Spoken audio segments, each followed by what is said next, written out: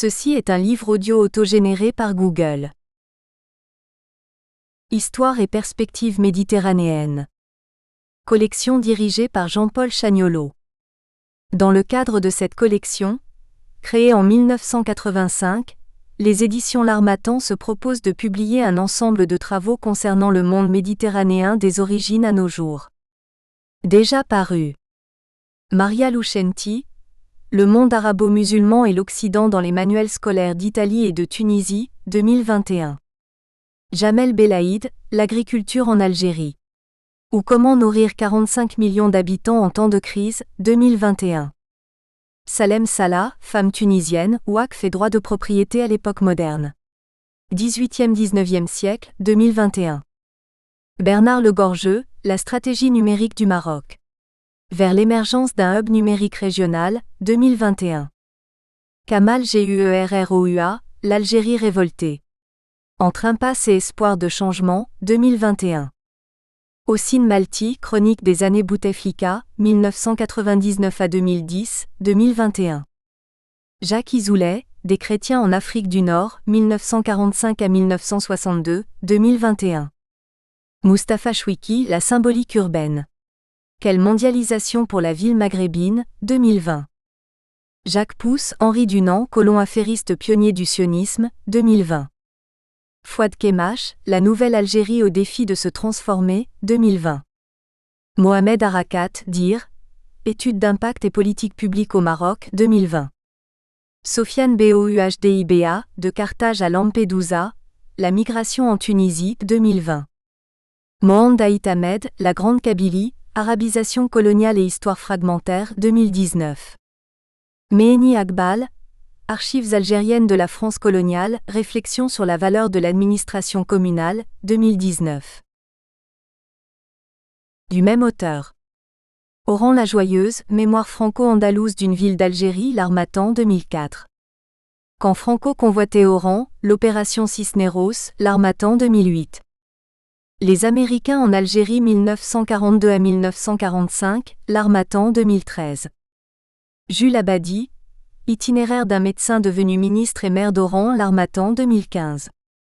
Pétain, L'Algérie et la revanche, L'Harmattan 2018. C'est à l'Espagne que cette terre ressemble le plus. Albert Camus évoquant l'Algérie. Une petite guide pour des villes sans passé, 1947. Avant-propos.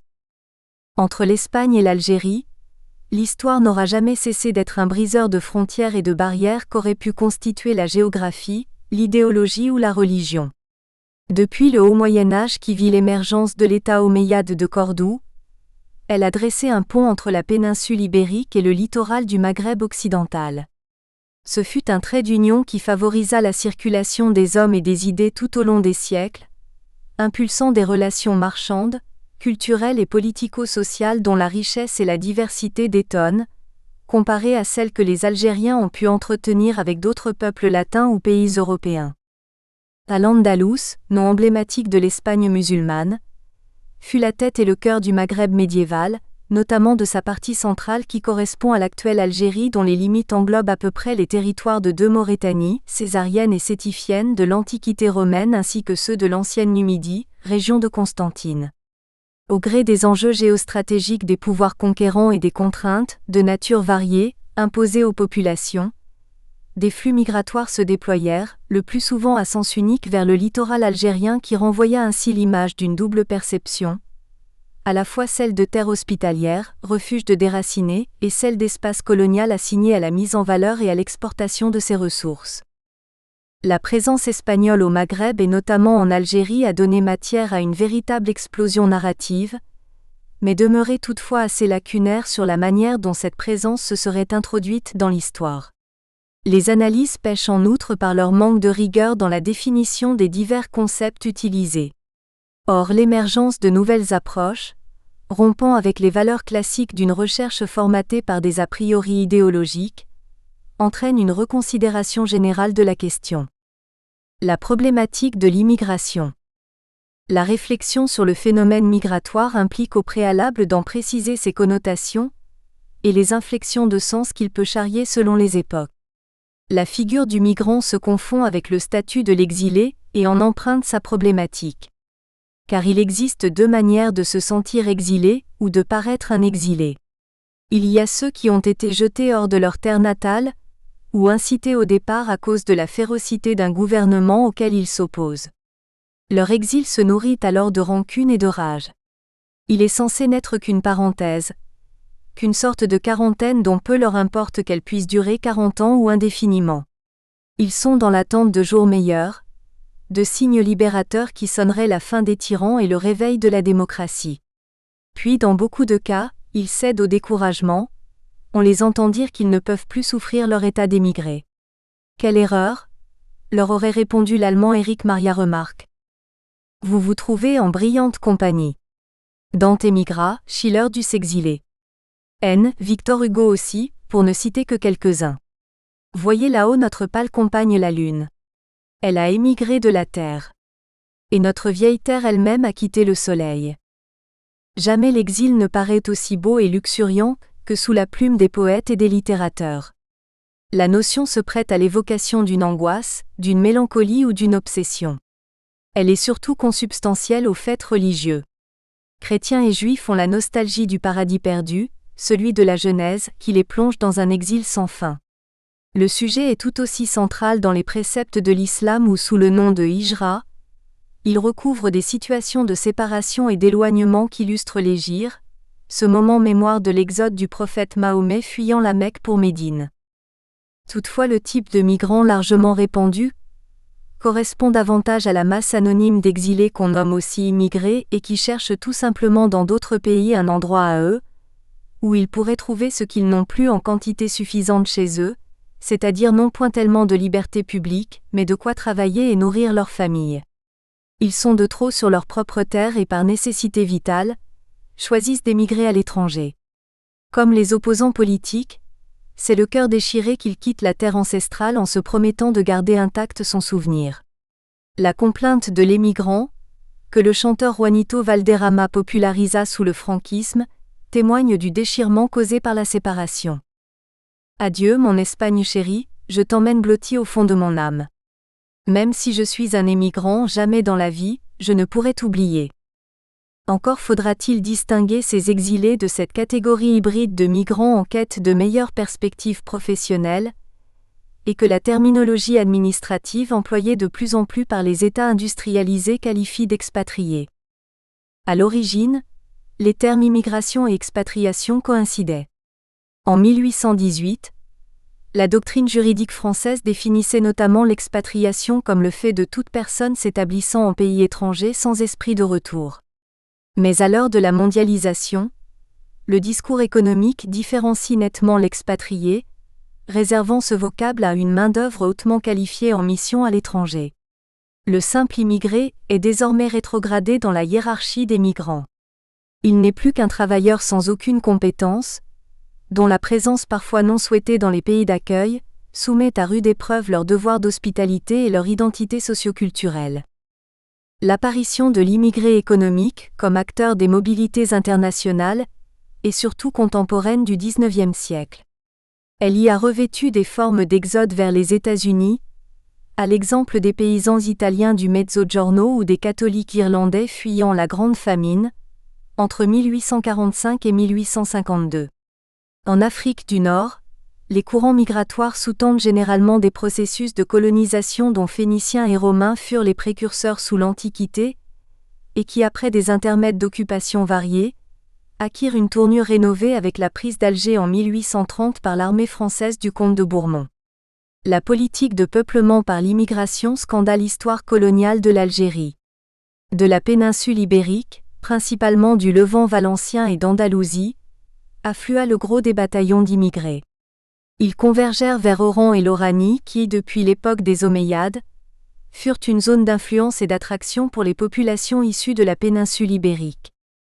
La question se pose alors de la pertinence d'intégrer dans une même dynamique migratoire les colons andalous du califat, les marchands du royaume médiéval d'Aragon, les victimes mudéjares, morisques et juifs de la Reconquista, les soldats et les bannis des temps aventureux du Préside, les braceros, travailleurs manuels et les réfugiés républicains de l'ère française. L'histoire de l'Espagne et de ses rapports avec le Maghreb est en effet un terrain de clivage, aussi idéologique que scolastique, entre partisans et adversaires d'une relation linéaire sans faille ni rupture. L'historiographie espagnole et le déni d'Al-Andalus. Le fait migratoire se présente à l'analyse comme un fil rouge transcendant les régimes et les époques. Il ne peut s'accommoder des sélectivités qu'imposent les mémoires nationales dans le récit historique. Une hagiographie espagnole des plus radicales, structurée par une vision bipolaire du monde, a verrouillé le débat, opérant une mutilation du passé dont nombre d'études universitaires portent les stigmates. Évoquer l'histoire de l'Espagne à travers une continuité socio-culturelle entre le pays d'Al-Andalus de la conquête arabe et celui de la Reconquista chrétienne relèverait d'une atteinte au symbole de l'identité nationale espagnole fondée exclusivement sur l'hispanité ou sur ce qui fut longtemps appelé la race. Au regard de cette historiographie, instituer le pays né de la Reconquista comme étant l'état successeur des royaumes andalous demeure un tabou et un non-dit. Le thème des migrations espagnoles en Algérie est une parfaite illustration de ce déni. 1492, c'est une année mythique et idéalisée, perçue comme l'année transcendantale de l'histoire d'Espagne et du monde moderne. Les lignes de fracture, tant religieuses qu'ethniques, se révèlent dans la production d'ouvrages qui font dater de 1492, année de la disparition du dernier bastion musulman de Grenade, la naissance politico-géographique de l'État espagnol, comme si rien ne pouvait être sauvegardé de l'héritage légué par l'autre Espagne, comme si l'émigration de colons andalous sur le littoral nord-africain n'avait point commencé au Xe siècle sous la domination arabe et que des situations analogues en forme d'exil étaient point renouvelées à partir des rois catholiques jusqu'à nos jours. Ce découpage, outre de ne point caractériser un simple aléa chronologique, a surtout pour fonction d'exprimer un rejet et un désaveu des valeurs qui dominèrent la période précédente. Des pans entiers d'une histoire commune ont ainsi été sanctuarisés et refoulés de la mémoire collective, au moyen d'un formatage patriotique du discours historique. L'arabisant José Antonio Condé avait dénoncé en 1840 l'emprise nationaliste exercée sur sa discipline par une historiographie inspirée de la Reconquista et qui poursuivait inlassablement sa tâche d'expurger des récits toute empreinte musulmane, d'effacer toute trace d'un héritage arabe dans les comportements politiques de l'Espagne chrétienne. Si l'histoire sert d'enseignement pratique aux hommes, on doit respecter en elle la vérité et ne pas la défigurer avec des mensonges et des calomnies. L'impartialité est la condition essentielle d'un historien, et sans ce vêtement, quelle crédibilité ces récits peuvent-ils avoir? L'historien et philologue Américo Castro, 1885 à 1972, raviva le débat en 1954 lorsqu'il apporta sa contribution et sa caution morale à une approche globale du passé espagnol. Depuis Mexico où il se trouvait en exil, il publia un essai didactique intitulé La Realidad Histórica de España, et dont le principal enseignement fut de dater du Xe siècle la naissance de l'Espagne éternelle, c'est-à-dire l'avènement du peuple espagnol, puisque dès cette époque, en pleine domination d'Al-Andalus, il aurait disposé de sa propre langue. Le maître mot de la pensée de Castro était assurément la convivencia, un vivre ensemble pétri de tolérance et de convivialité qui donne une place égale aux trois religions du livre, chrétienne, musulmane et juive. L'esprit multiculturel de l'Espagne médiévale aurait ainsi traversé les périodes, modelant à forte dose les comportements individuels et collectifs. La thèse de Castro fut aussitôt combattue par un ancien ministre républicain, Claudio Sánchez Albornoz, 1893 à 1984, qui exilé à Buenos Aires publia en 1957 sa réplique España, un enigma historico, dans laquelle il s'employait à minimiser l'influence de l'islam sur la société espagnole, soulignant notamment que la Reconquista est la clé de l'histoire d'Espagne et que seule elle âme de la Castille médiévale, religieuse et guerrière, pouvait symboliser la véritable identité espagnole. La lutte contre Al-Andalus aurait absorbé les énergies et entravé ainsi l'essor d'une civilisation castillane pendant le Moyen Âge. Les illusions idéologiques du castillanismo, dont le terme évoque des formules de centralisme d'État et de gouvernance jacobine, débouchent sur une écriture finalisée de l'histoire, sur une mémoire collective qui ne pourra être que sélective par nature et par volonté, car appelée constamment à valider les axiomes fondateurs de l'unité du pays. Établir une partition de l'histoire péninsulaire autour de l'année 1492 dégage cependant des objections autrement moins métaphysiques. La démarche néglige en effet de s'interroger sur la similitude de certaines trajectoires qui amenèrent des royaumes chrétiens, pourtant ennemis d'Al-Andalus, à vouloir fomenter des interactions économiques avec le Maghreb. La couronne d'Aragon-Catalogne a toujours marqué, par rapport à une Castille d'esprit raide et granitique, un temps de retard dans l'entreprise libératrice. Outre d'être peu empressée à combattre, elle a privilégié le dialogue, le contact fructueux du négoce qui autorise interpénétration et tolérance. À partir du XIIe siècle, elle a cédé au mouvement des échanges. Le mot mercader, marchand est, qui d'ailleurs fait son apparition à cette époque, est d'origine catalane et non point castillane. Usant de l'arme diplomatique et du dynamisme de ses marchands, l'Aragon réussit à se tailler une zone d'influence entre Tlemcen et Tunis. C'est une politique qui se réalise concomitamment avec son implantation militaire sur la rive nord de la Méditerranée occidentale, en Sicile. À Naples, l'analyse de son hégémonie est une invitation à se projeter au-delà des schémas binaires éternellement ressassés, à quitter le terrain des stéréotypes afin d'inscrire l'étude des relations hispano-algériennes dans un cadre global de réévaluation du passé. Une mémoire millésimée, porteuse d'équivoques. Alors que depuis la disparition du régime franquiste en 1975, l'ère du temps devrait être à la libération de la pensée, il est paradoxal de constater que la pratique continue à subir la même pesanteur mémorielle, qu'elle ne se différencie nullement de la propagande phalangiste de la Grande Espagne, qui, sous la plume de ses littérateurs Fernando María Castilla et José María de Area, fixait à 1505 la première arrivée des apostrophes espagnols en terre oranaise, précisément à Merselkébir. L'instrumentalisation du passé à des fins purement identitaires sert toujours de balisage méthodologique aux recherches universitaires du phénomène migratoire. D'autant plus que le réveil de l'identité catalane vient perturber toute étude. Les ouvrages abondent, qui font du commerce catalan le moteur de l'expansion aragonaise au XIIIe siècle, et qui distinguent ainsi la part de chacun. Une historiographie s'est notamment développée autour de la notion de destinée manifeste, empruntée à la théorie américaine du Manifest Destiny. Elle entend faire valoir l'existence d'une mission messianique poussant et légitimant la nation catalane à coloniser d'autres rivages de la Méditerranée. Cela aurait été visible dès les années 1250, où les transactions du port de Barcelone avec le Maghreb représentaient les 2/3 de ses échanges avec l'étranger. Comment ne point remarquer le parallélisme des réécritures de l'histoire ? Cette doctrine providentielle ne serait-elle point la réplique à celle de la Castille qui, par le testament d'Isabelle la catholique de 1504, faisait obligation à ses sujets de poursuivre la Reconquista vers les côtes nord-africaines ? Dans cette bataille qui voit l'idéologie imposer ses préceptes pédagogiques, l'historiographie proprement espagnole a déteint sur les travaux universitaires. Des postulats ont nécessairement encadré les recherches doctorales. L'année 1492 reste en effet une date charnière imprégnée de fétichisme, elle signe un découpage de l'espace-temps au sein de l'entité Espagne.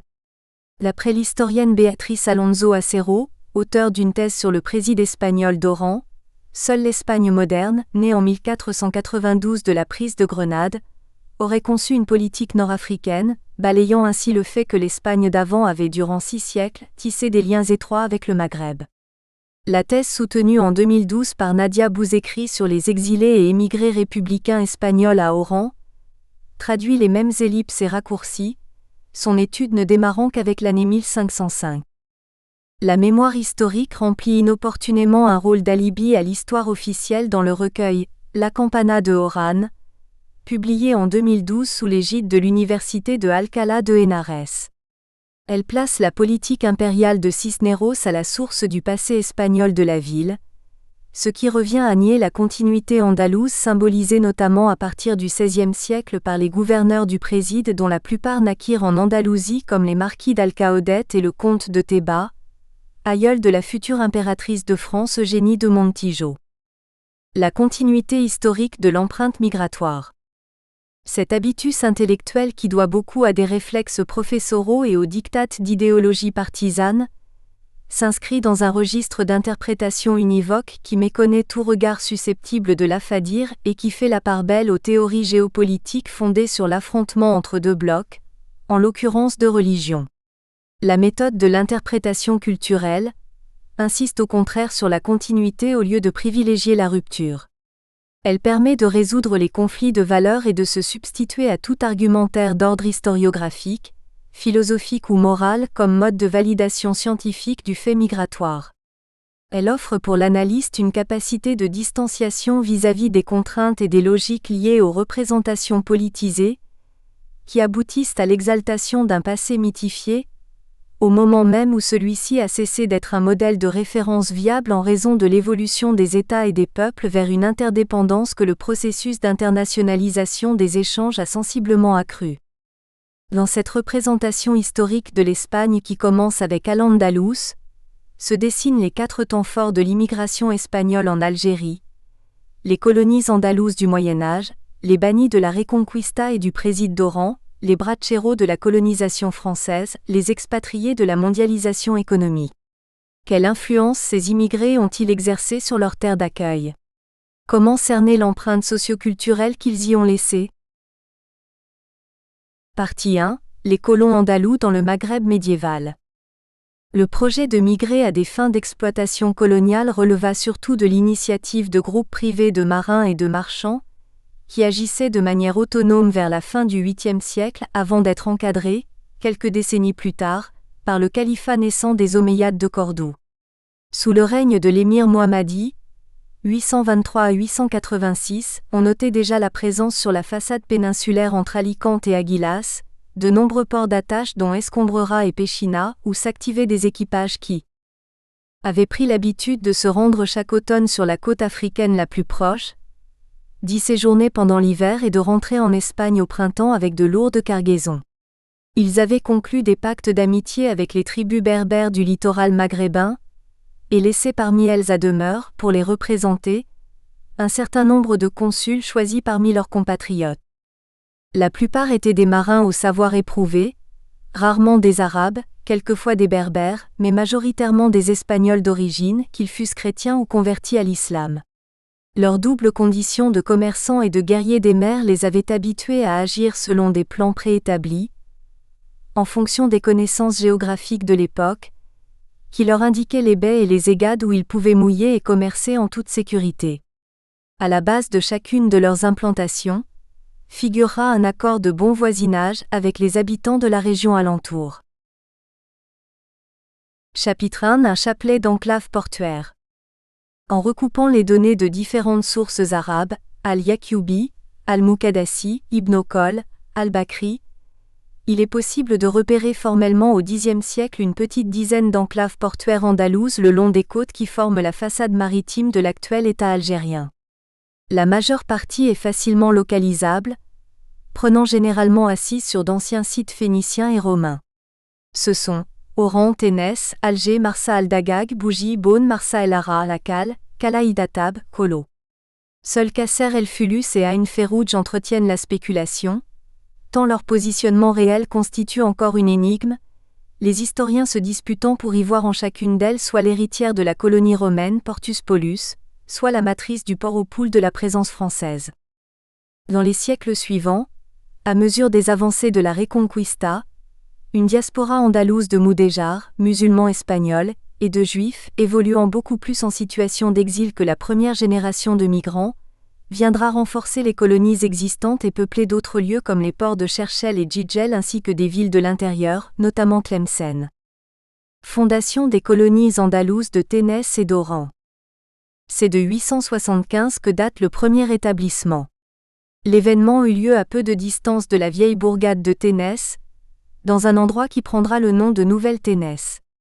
Vers le milieu du XIe siècle, le polygraphe Al-Bakri, 1014 à 1094, a reconstitué le récit de cette fondation, grâce à des fragments de manuscrits laissés au siècle précédent par l'historien andalou Youssouf al-Warraq, 904 à 974, et qu'il préserva de l'oubli et de la destruction.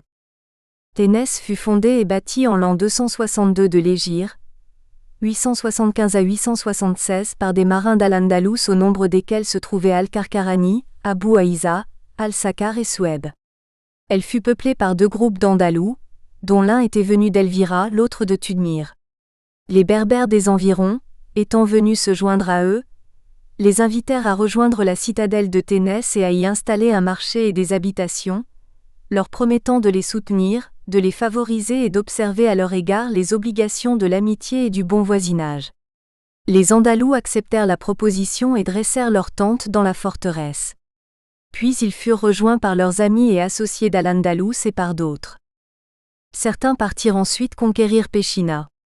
Ceux qui restèrent à Ténès virent leur nombre augmenter, leur richesse s'accroître et quelque temps après, ils accueillirent chez eux 400 familles de Suk Ibrahim et partagèrent avec elles leurs logements et leurs biens. Tous s'entraidèrent alors dans les travaux de construction, et ils élevèrent le château que l'on remarque encore à Ténès. Si l'on suit le récit d'Al-Bakri, un processus similaire s'opéra pour le comptoir d'Oran fondé en 902 à la suite d'une expédition andalouse menée par Mohamed ibn Abi Aoud et Mohamed ibn Abdoun, qui avaient été les compagnons du général Omeyyad el-Korachi mis à mort par ses maîtres vers 895. Les marins qu'il commandait étaient natifs d'Alicante et d'Almeria. Contrairement aux Andalous de Ténès qui traînaient derrière eux une réputation assez sulfureuse d'aventuriers et de pirates, ils n'avaient en tête que le goût des affaires. Les tribus berbères des Beni Mesguin et des Beni Nafsa qui occupaient le site les autorisèrent à s'y installer, et une grande partie de leurs membres abandonnèrent leur vie nomade pour venir cohabiter auprès d'eux à l'abri de murailles en terre qu'ils édifièrent. Selon ce qu'on peut déduire de la description d'Al-Bakri, Oran n'existait pas avant l'arrivée des Andalous, aucune trace d'une structure urbaine datant des époques romaines et vandales n'ayant été découverte. Le témoignage d'Al-Bakri paraît crédible. Fils du souverain de Huelva et de Saltis, il avait probablement accès à des informations que le vizir Almanzor avait réunies dans ses archives entreposées à Cordoue grâce à son réseau d'agents. Sa façon de raconter les origines de la ville laisse supposer qu'antérieurement à sa création, il n'y avait pas eu de cité sur le site, en dépit des conditions géographiques favorables, de la présence d'eau douce, d'un port de Merselkébir accessible et de la fertilité des terres. La crainte de fréquentes attaques de pirates aurait dissuadé la construction d'une cité. La paternité andalouse d'Oran est cependant niée par des auteurs contemporains qui tendent à inscrire l'histoire de la ville dans le droit fil de la civilisation latine, gréco-romaine et chrétienne, accréditant ainsi la doctrine coloniale française qui privilégiait l'ascendance occidentale de l'Afrique du Nord. Tandis que le général Léon Didier estime qu'Oran serait l'ancien gîte d'étape romain du Portus Deorum, détruit par les Vandales, qui avait végété plus ou moins misérablement depuis, mais que la vie n'y avait pas disparu, l'historien Henri Léon Fay persiste à voir dans Oran la Kisa de Ptolémée et la Kisa zénitana de Pline l'Ancien sur les ruines desquelles des marchands arabes de la côte andalouse construisirent des maisons à la fin du IXe siècle, afin de créer un comptoir faisant du commerce avec Tlemcen et les populations nomades du Sahara. Et comme on ne trouve rien comme vestige de ces Kisas, fait sentir par une pirouette, puisqu'il prétend que l'absence de traces en incomberait aux ingénieurs du préside espagnol qui les auraient recouverts avec de gigantesques constructions. L'implantation andalouse en Ifriqiya. D'autres colonies andalouses surgissent à la même époque sur le littoral, sans que les documents arabes ne fournissent trop de précisions sur la chronologie de l'implantation des migrants.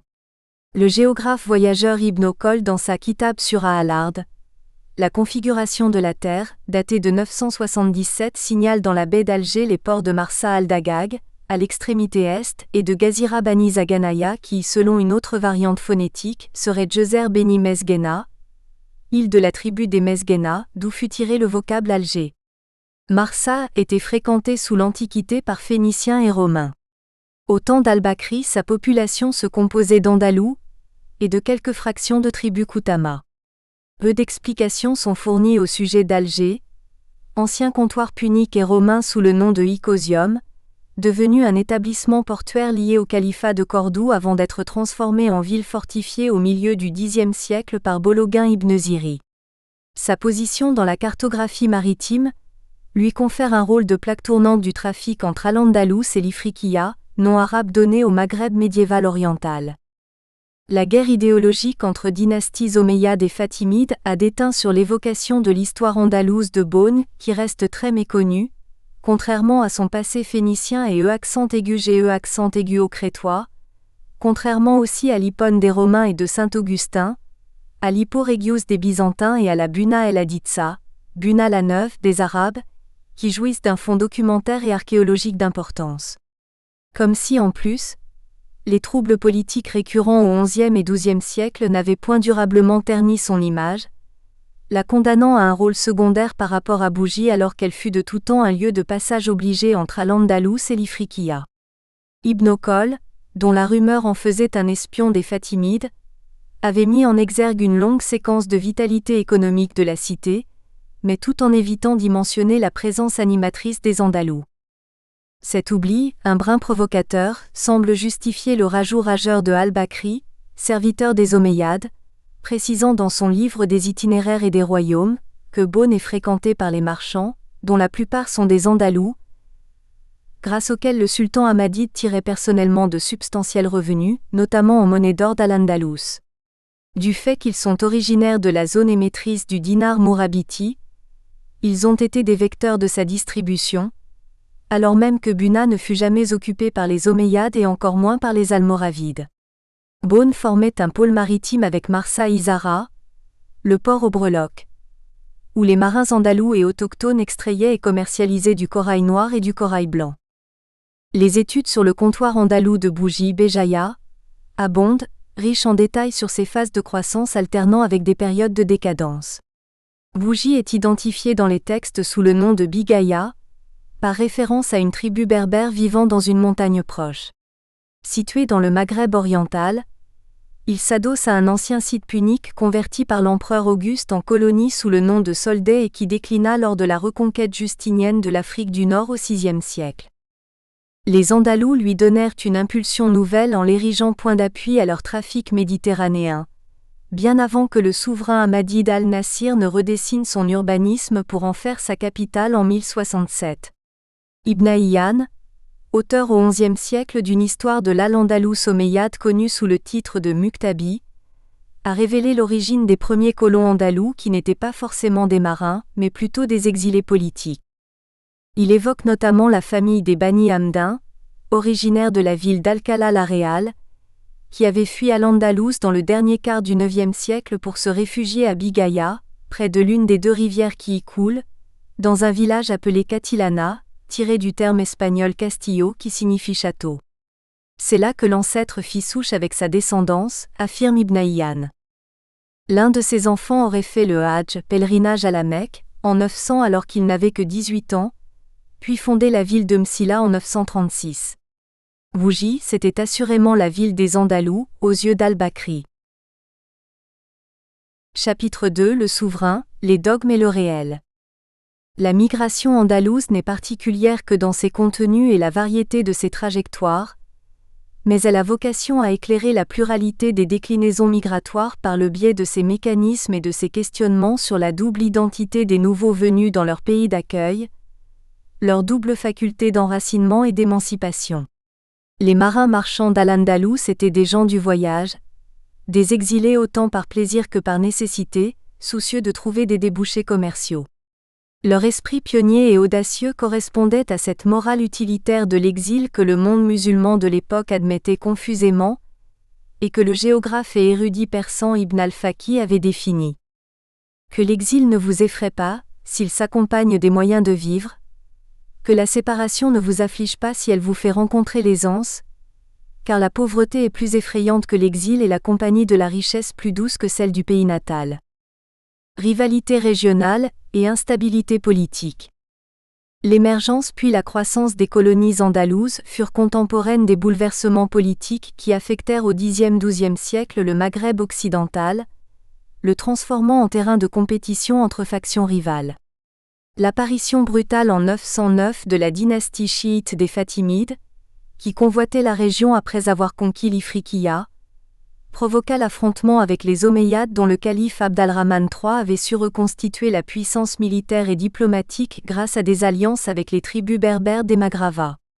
Le contexte fit évoluer la stratégie guerrière. Les zones de combat se déplacèrent des plaines et des massifs de l'intérieur vers la mer. Le littoral, longtemps épargné par les conflits armés, s'embrasa en effet, devenant l'objet d'une compétition féroce jalonnée de razzias et de représailles. Les ports se transformèrent en nœuds gordiens des affrontements, en enjeux géopolitiques pour la domination du Maghreb. Le conflit tourna en faveur d'Al-Andalus, suite au renversement tactique et doctrinal opéré par les Fatimides qui priorisèrent désormais l'Égypte comme terre de conquête. La déliquescence du califat omeyyade, amorcée par la mort de son vizir Al-Manzor en 1002, donna le rythme à un nouveau cycle de troubles dans le Maghreb méditerranéen.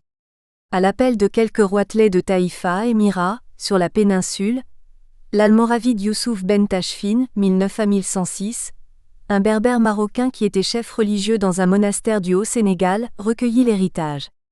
Il conquit Tlemcen, Oran, Alger et Tunis avant de revenir sur ses pas et de s'emparer de l'Andalousie.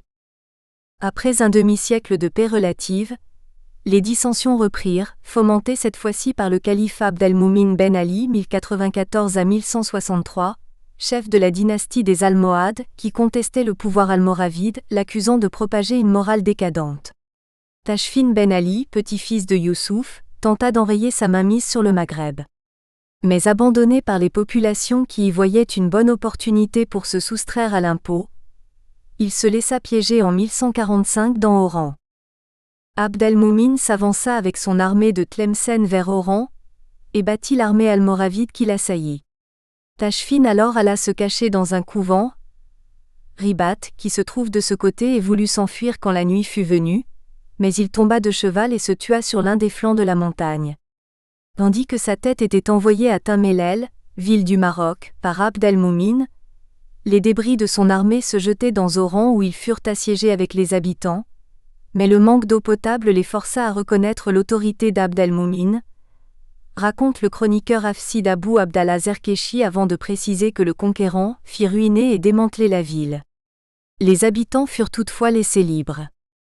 Ce n'était cependant nullement la première fois que la cité subissait cruellement les vicissitudes de l'histoire. Contrairement à ce qui advint de la colonie andalouse de Bougie confrontée à l'occupation almohade d'Abd al-Moumin, rarement Oran ne s'en est sorti sans aucun dommage, éprouvant parfois durement les lois répressives du nouvel homme fort, mais trouvant toujours le moyen de renaître de ses cendres et de devenir plus opulente qu'auparavant. Oran, ou l'éternel recommencement. Les sources arabes du Maghreb médiéval se sont attardées sur 3 moments de collapsus qui tous paraissaient signer la mort d'Oran, sauf que par un retournement de situation dû à la volonté opiniâtre de ses populations et à des données politiques mouvantes, ils furent suivis de périodes de rémission, d'optimisme et d'enrichissement. Une vengeance de sang, c'est-à-dire un meurtre à punir, serait à l'origine de la destruction de la cité qui intervint en 910, soit 8 ans après sa fondation. Sous la pression de l'envahisseur fatimide, une foule de tribus accusa les Beni Mosghen qui y vivaient pacifiquement aux côtés des marins andalous, d'avoir commis un crime. Aussi exigèrent-ils leur extradition, afin d'exercer contre eux leur justice réparatrice. Les Andalous ayant refusé de les livrer, ces tribus commencèrent des hostilités contre la ville, la bloquèrent étroitement et empêchèrent la garnison de sortir pour puiser de l'eau. Les Beni Mosghen profitèrent enfin d'une nuit obscure pour s'enfuir de la place et se mettre sous la protection des Azdadja.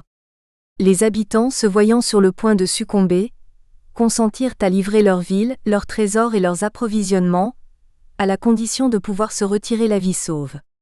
Oran fut saccagé et brûlé par les vainqueurs, ce qui eut lieu en juillet-août 910.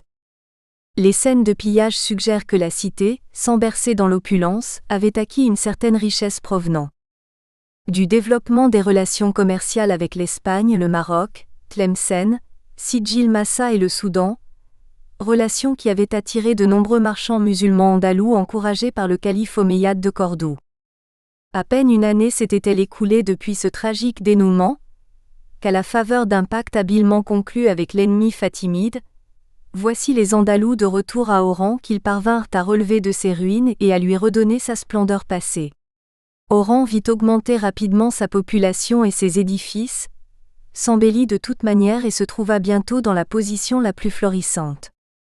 Le port était un gros exportateur de blé vers Al-Andalus, quand en 954 ses établissements furent dévastés et brûlés une seconde fois, sur ordre de l'Ifroni de Yala ibn Mohammed dont la duplicité l'amenait à jouer tantôt la carte des Fatimides, tantôt celle des Omeyyades. Les auteurs divergent à déterminer pour le compte de qui il aurait véritablement agi. Des tensions entre autochtones et andalous pourraient toutefois expliquer son intervention. Ibn Khol, qui se plaît à dénigrer les Omeyyades, le sous-entend dans son ouvrage, écrivant que les campagnards qui habitent les environs d'Oran sont très habiles dans la culture de la terre, mais ils se montrent très réservés avec les étrangers, les Andalous étant perçus comme des étrangers. Les Oranais furent déportés à Fécane, l'actuel Ain Fécane, une cité fondée par Yala qui la peupla également avec les habitants de Mascara et de Kasser el-Folou. Oran resta dans un état d'abandon pendant quelques années. Puis le scénario cyclique s'enclencha. La population revint et la ville se releva de nouveau, se réappropriant les fonctions portuaires jusqu'à ce qu'intervint l'assaut donné par les forces d'Abd el-Moumin et les dévastations qui s'ensuivirent. À lire la description paradisiaque d'Oran que dressa le géographe Al-Idrissi au milieu du XIIe siècle, on imagine la stupeur et le désarroi de ses habitants en voyant le fruit de leur labeur partir en fumée à cause d'une lutte d'influence impitoyable entre deux dynasties de même religion, mais de cultures diamétralement opposées. Car en plus de bénéficier d'une position géographique privilégiée, Oran figurait un modèle de réussite économique. On y trouve de grands bazars, beaucoup de fabriques, le commerce y est très florissant. Elle est située vis-à-vis d'Almeria sur la côte d'Espagne, dont un intervalle de 2 journées de navigation la sépare. C'est d'Oran qu'on tire en grande partie les approvisionnements du littoral espagnol. Aux portes de la ville, se trouve un port trop peu considérable pour offrir quelque sécurité aux navires, mais à 2000 de là, il en existe un plus grand, à Mers el-Kébir, où même les grands vaisseaux peuvent mouiller en toute sûreté, protégés contre tous les vents. Il n'en est pas de meilleur et de plus vaste sur toute la côte du pays des Berbères. Quant à la ville d'Oran, ses habitants boivent l'eau douce d'une rivière qui vient de l'intérieur du pays et dont les rives sont couvertes de jardins et de vergers. On y trouve des fruits en abondance, du miel, du beurre, de la crème et du bétail, tout à très bon marché. Les navires espagnols se succèdent sans interruption dans ces ports. Les habitants de cette ville se distinguent par leur activité et leur fierté. Au chaos rituel ordonné par le parti vainqueur, succéda à brève échéance une remise en état des installations portuaires, dictée notamment par des impératifs militaires. La chronique signale qu'en 1162 Abd el-Moumin fit construire une centaine de vaisseaux dans les arsenaux d'Oran et de Mers el-Kébir, ceux d'Arzeu et de Onain étant également mobilisés. La défaite des Almohades face aux rois chrétiens à la bataille de la Navas de Tolosa en 1212 préfigure leur déclin au Maghreb. C'est l'heure des Mérinides. À coups de dénigrements et de rumeurs peignant les Almohades comme des souverains impies et des ivrognes, ils suscitent les ralliements et se rendent ainsi maîtres d'Oran en 1269. Ils seront balayés à leur tour par l'offensive des Bénisianes qui depuis leur capitale de Tlemcen étendent en 1437 leur pouvoir sur une grande partie du littoral. Malgré les turbulences politiques, Oran vit alors son siècle d'or économique. C'était une des plus riches villes de la Maurétanie césarienne où il y avait grand trafic et quantité de mosquées, de collèges, d'hôpitaux, d'hostelleries et d'autres maisons considérables, le tout bâti magnifiquement et les rues et les places en très bel ordre. Les habitants étaient autrefois laboureurs, pasteurs et marchands et il y avait force faiseurs de toile, et quoique le pays ne fût pas bon pour le blé, il ne laissait pas d'en venir beaucoup des lieux voisins où il y en a en abondance, rapportait l'historien Luis Marmol y Carvajal. Le primat de l'économique. Guerre ou pas, rien ne semblait briser l'obstination poussée parfois à l'obsession de ces sociétés portuaires andalouses à vouloir poursuivre leurs échanges marchands, à pratiquer l'ouverture vers d'autres cités méditerranéennes. À l'égal d'Oran, la destinée fiévreuse de Bougie, Beaune et Ténès reflète aussi leur capacité à rebondir et à se relancer dans la compétition maritime. L'irruption des monarques prédateurs entraîna inévitablement le blocage momentané des mécanismes économiques. Leur stratégie initiale était de concevoir les ports comme des enjeux stratégiques, des marqueurs de puissance et d'influence. D'après les chroniques arabes, les Almohades avaient longuement et minutieusement préparé leur expédition en 1152 contre Bougie dont l'importance politique et géographique permettait aux Hammadides, qui en étaient alors les maîtres, de contrôler l'arrière-pays. Mais aux yeux de Abd el-Moumin, la cité revêtait une dimension sentimentale qui surpassait toutes les autres motivations. C'est tout près de là que le Mahdi ibn Tumar lui aurait prédit en 1118 sa destinée de flambeau des Almohades. D'où la prégnance du mythe qui poussa le successeur Abou Yacoub Youssouf à vouloir réinstaller l'autorité almohade à Bougie, que les Almoravides avaient réoccupée en 1183. D'autres intrus, d'attaches plus ou moins régionales comme les Mérinides et les Hafsides, se disputèrent ensuite la cité au nom des mêmes principes de domination politique. Mais le primat de l'économique vint chaque fois perturber et obscurcir les messages idéologiques que les conquérants étaient censés imposer aux territoires sous leur juridiction. Les nouveaux maîtres cédèrent aux vertus lucratives du commerce international. Le modèle d'autorité politique dont ils étaient porteurs allait subir une véritable crise culturelle. Fondé par nature sur la gouvernance totalitaire des hommes et des idées, il évolua vers un système assez souple qui reconnaissait aux opérateurs économiques une liberté d'initiative à travers le droit de commercer avec les autres pays méditerranéens. Le pragmatisme l'emporta sur l'austérité morale désormais rangée au rayon d'accessoires désuets.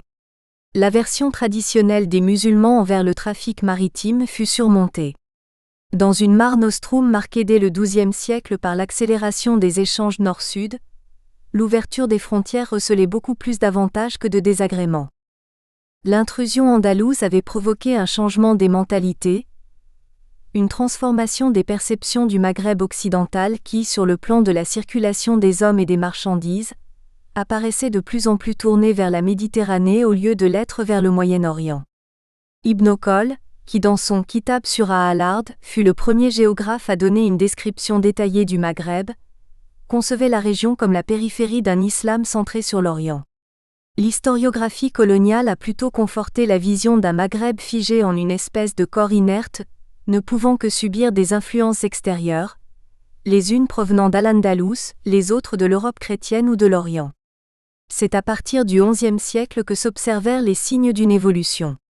Le glissement s'opéra d'un système d'échange basé exclusivement sur les pays d'islam vers ce concept brodélien d'économie monde, reliant entre eux plusieurs territoires, en l'espèce l'Afrique, l'Orient et l'Europe où les tâches furent réparties entre pourvoyeurs et consommateurs. La dimension méditerranéenne des ports andalous. Les ports andalous fonctionnèrent non seulement comme des pôles d'impulsion régionale et de dynamisation de leur arrière-pays, mais aussi comme des périphéries pourvoyeuses en matières premières de l'Espagne andalouse et de l'Europe chrétienne dont elles servirent de support à des entreprises de pénétration économique et de domination politique. La notion de périphérie est connotée de manière discriminatoire, car elle sous-entend une position marginale et subordonnée, condamnée à être conquise ou réduite à la misère. C'est une approche qui nourrit les théories du choc des civilisations et d'un espace méditerranéen fracturé en deux blocs de manière structurelle. Sans doute, au bas Moyen-Âge, le Maghreb occidental s'installait-il dans une lente agonie cessant d'être au cœur de l'histoire du monde. Mais il offrait l'image d'une terre de contraste avec ses enclaves andalouses qui se maintenaient comme des oasis de prospérité, des réduits de résistance socio-économique à toute idée de régression. À la différence de Bougie qui ne connut pas un éclat comparable, le cas d'Oran est révélateur d'une mémoire et d'une culture des affaires qui en firent un pilier de l'économie monde, un centre logistique des échanges. Les marchandises, les hommes, les capitaux et crédits, les informations y affluaient et en repartaient. De gros négociants venus de la péninsule s'y enrichissaient et faisaient la loi.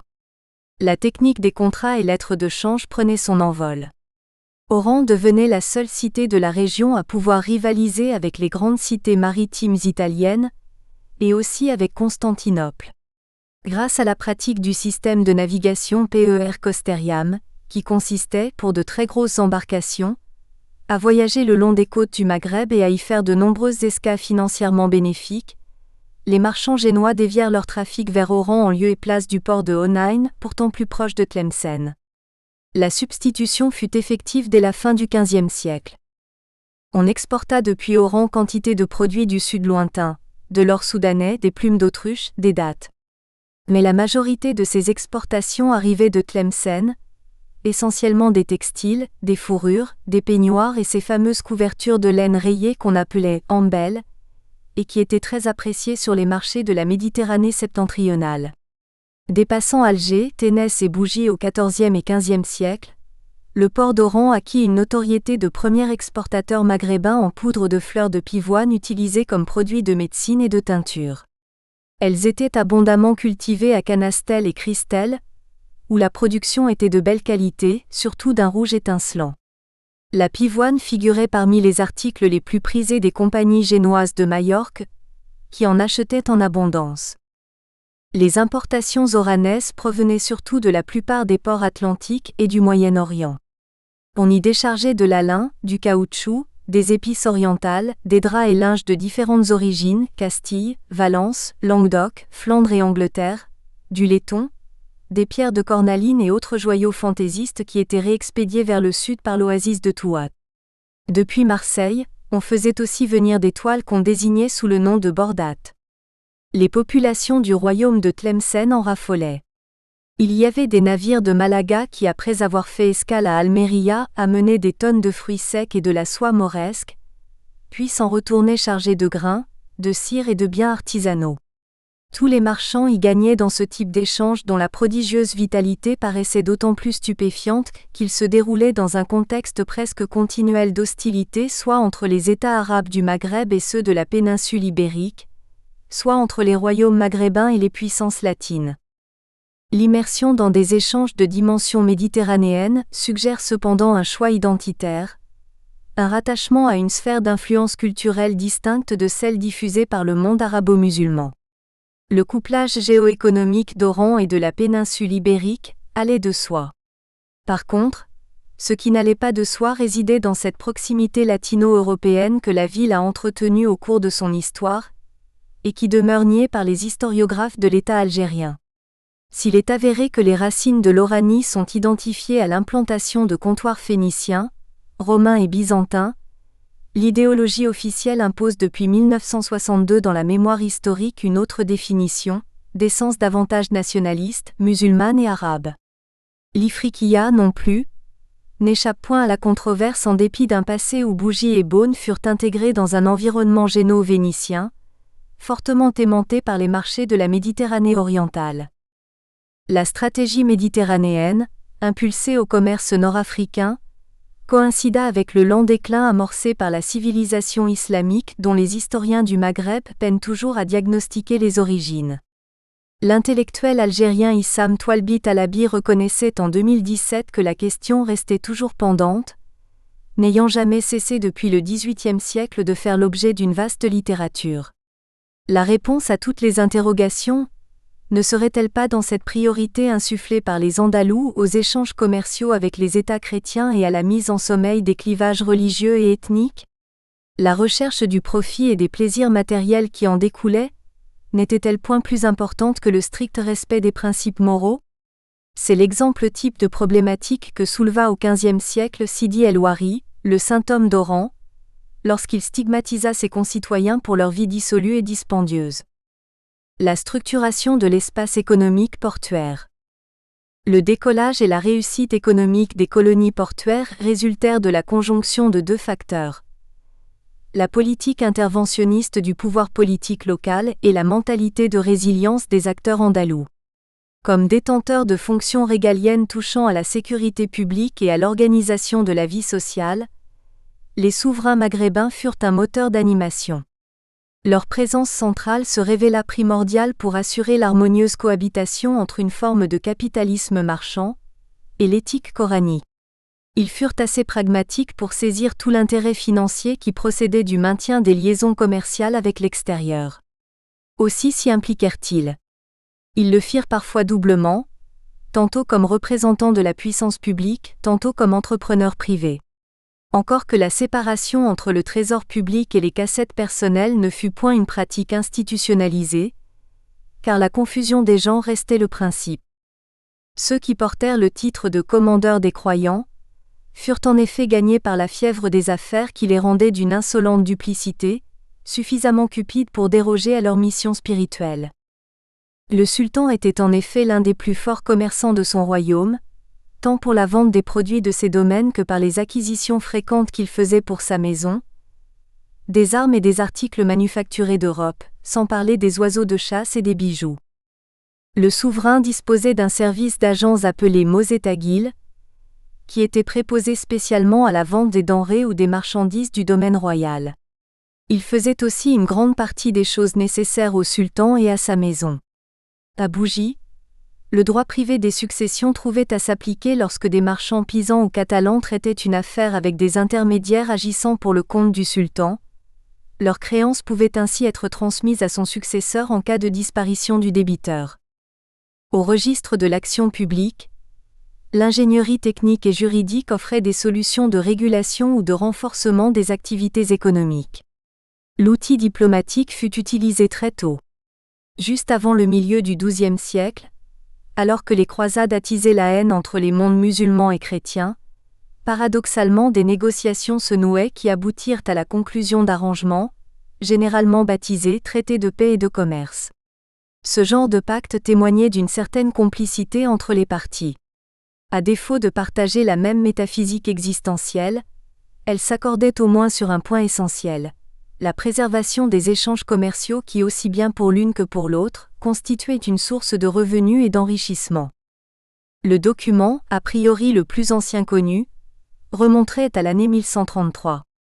Il fut passé, probablement sous une forme écrite, entre le royaume de Tlemcen et la République de Pise.